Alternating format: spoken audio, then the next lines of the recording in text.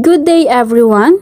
Today we will introduce to you one of the methods that can be applied during language teaching learning process.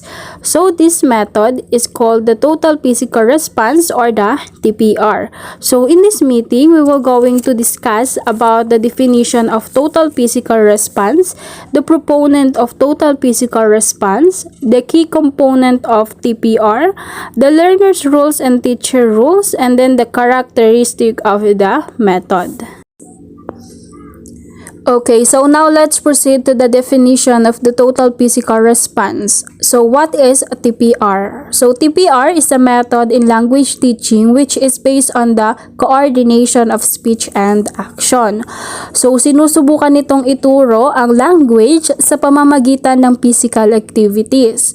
So basically, it works by having the learners respond to simple command such as stand up, sit down, raise your hand, put it down, and etc. So to put it simply, teacher give instructions to student, in this case in English, with some kind of body movement. So student then respond by repeating that language and action together. So a very simple example of this is to run. So as you say the word run, you are also doing action. Another example is to imitate fly. So as you say the word fly, you are also doing action. So paano nga ba siya nagwo-work? So you need to look back at how students learn their native language. So before they even start saying a word, they're watching, listening, and imitating. So TPR uses the same principle by putting action to words or helping students understand the meaning. So once they understand the meaning, they are going to be able to start speaking. So this is called comprehensible input. So this also stresses the importance of oral comprehension. When we say oral, A-U-R-A-L, oral comprehension, it simply refers to the skills of listening, understanding, and responding in an appropriate way. Okay, so for example, the students were told to close the door. Then, they are expected to do so. Okay, so next is who is the proponent of the total physical response? So this language teaching method, the TPR, was developed by James Asher. So he was a professor of psychology at San Jose State University. So the first public institution of higher learning in California. So he developed the TPR method as a result of his observation of the language development of young children. So when Asher developed this method, he believed that the best way for students to learn an additional language was be able in activities that promoted listening and acting out based on what they heard. Okay, so now let's move on to the key components of TPR. So yung part na to is inad ko lang siya, wala siya dun sa binigay ni ma'am na module. So first, we have the use of movements as memory enhancer. So if we apply or use this method in teaching language, then we should create activities that allow students promote.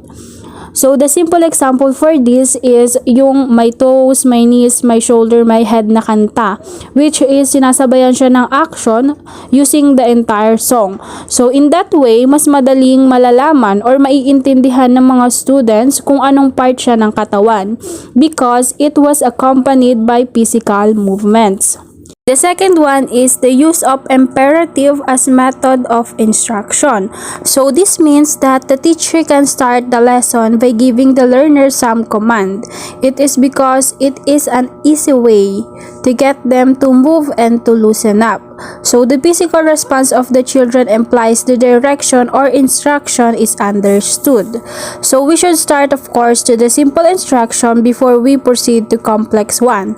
So we can start by giving simple directions such as walk, sit, hold, stand, and many more. Then if the students already master the basic, then we can start on giving them complex instruction. Okay, so next is the learner's rules in TPR method. So the learner's primary rules in this method is to be the listener and the performer. So they have to listen attentively and respond physically to commands given by the teachers. So the students do a certain action following the teacher's instruction. For example, their teacher told them to arrange their chair properly. Then they're expected to do so, okay? So students demonstrate their understanding, but that it does not force them to speak if they are not yet ready, but instead it is encouraged to do the action that is being commanded or that is being told to them. So like what I've said earlier, the student will listen to what the teacher would say and they are expected to have a physical response.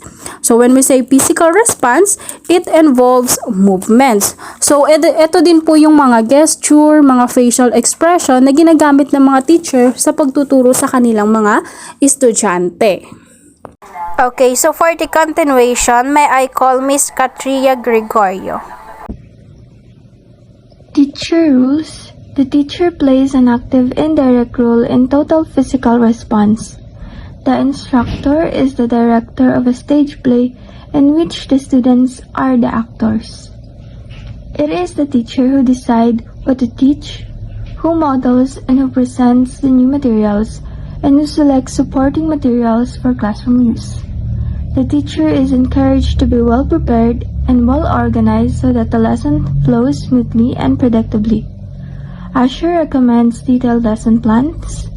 It is wise to write out the exact utterances you will be using and especially the novel commands because the action is so fast moving, there is usually not time for you to create spontaneously.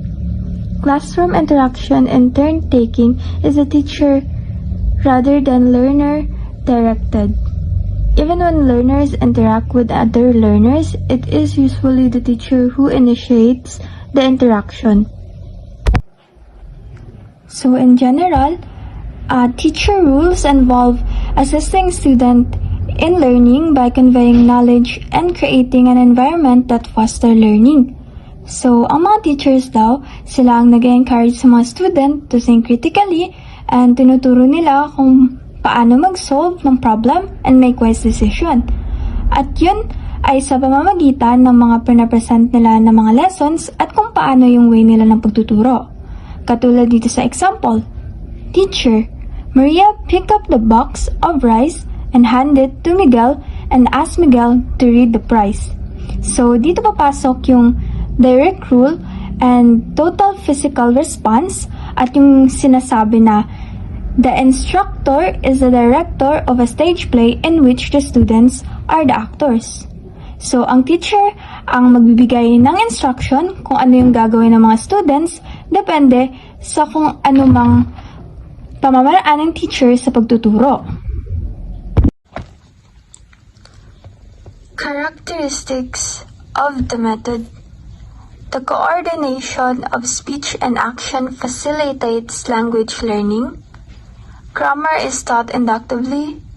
Meaning is more important than form. Speaking is delayed until comprehension skills are established. Effective language learning takes place in low-stress environment. The role of the teacher is central.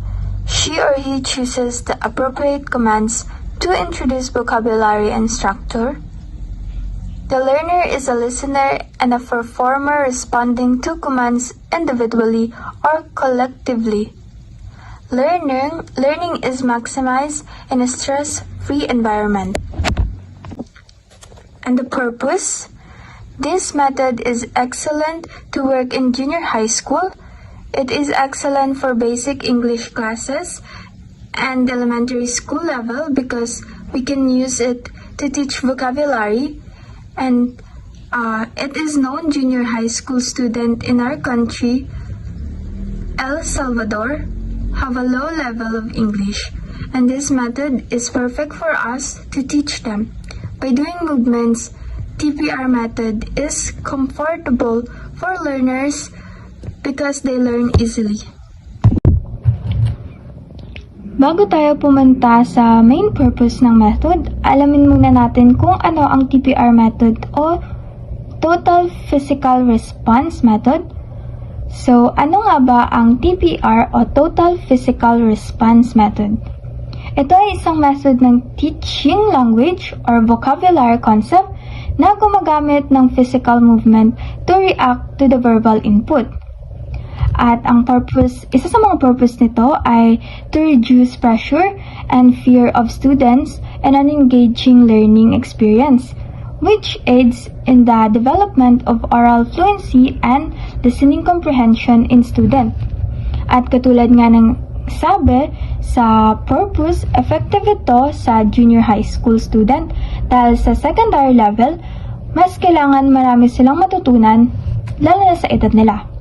At ang main purpose nito ay to teach and educate student on what proficiency they must comprehend.